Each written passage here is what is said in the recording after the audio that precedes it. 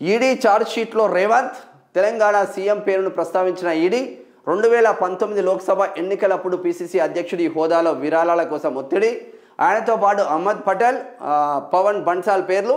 Young ఇండియాకు డొనేషన్లు ఇస్తేనే టికెట్లు, పదవులు. నేతలకు ఆశ చూపారు. సోనియా రాహుల్ది ఆర్థిక నేరమే. నేషనల్ హెరాల్డ్ కేసులో ఎన్ఫోర్స్మెంట్ డైరెక్టర్. ఇక్కడ పెద్ద ట్విస్ట్ మాత్రం పడ్డదని చెప్పుకోవచ్చు. ఏకంగా ఈడీ ఛార్జ్ షీట్లో రేవంత్ రెడ్డి పేరు రావడం ఏంది అన్నాక చర్చ మాత్రం జరుగుతుంది.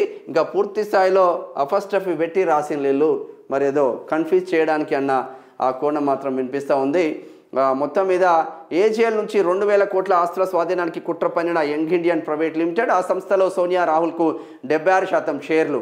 యంగ్ ఇండియాకు విరాళాలు ఇవ్వాలంటూ ఒత్తిళ్లు. దివంగత అహ్మద్ పటేల్, నాటి పీసీసీ చీఫ్ రేవంత్, పార్టీ నేత పవన్ బన్సాల్ వసూలు చేసినట్టు ఆరోపణలు. విరాళాలు ఇస్తే పొలిటికల్ కెరీర్కు ఉపకరిస్తుందంటూ కాంగ్రెస్ నాయకులు ఆశ చూపారని అభియోగం.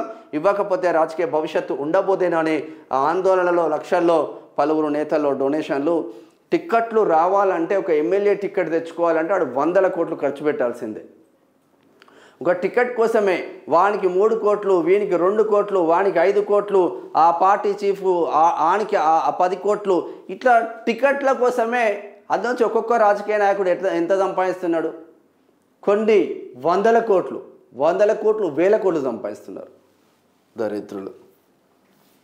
ఇక ఈడీ వ్యవహారం బయటపడుతుందనే కవిత లేఖ పేరుతో డైవర్షన్ డ్రామా అంట. మరి కవిత లేఖ ఎవరు రాసిండ్రు అనేది తెలియాల్సిన అవసరం ఉంటుంది. పోలవరం ఎత్తిపట్టి కాళేశ్వరం ఎత్తగొట్టి ఏపీలో సాధ్యమైన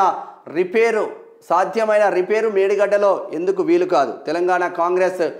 తెలంగాణకు కాంగ్రెస్ బీజేపీ ద్రోహం అదే అందుకు నిదర్శనం అంటున్నారు. పోలవరంలో కొట్టుకుపోయిన డయాఫ్రమ్ వాల్. మరి అప్పుడు డయాఫ్రమ్ వాల్ కొట్టుకపోతే మళ్ళీ కట్టిల్లు డయాఫ్రమ్ వాల్. ఇక్కడ చిన్నగా దసికిపోతే ఎందుకు కట్టడం లేదు? ఇది బీజేపీ కాంగ్రెస్ కుట్రలో భాగంగానే కాళేశ్వరాన్ని కథం పట్టిస్తున్నారని ఇక్కడ నమస్తే తెలంగాణ చెప్పుకొచ్చింది.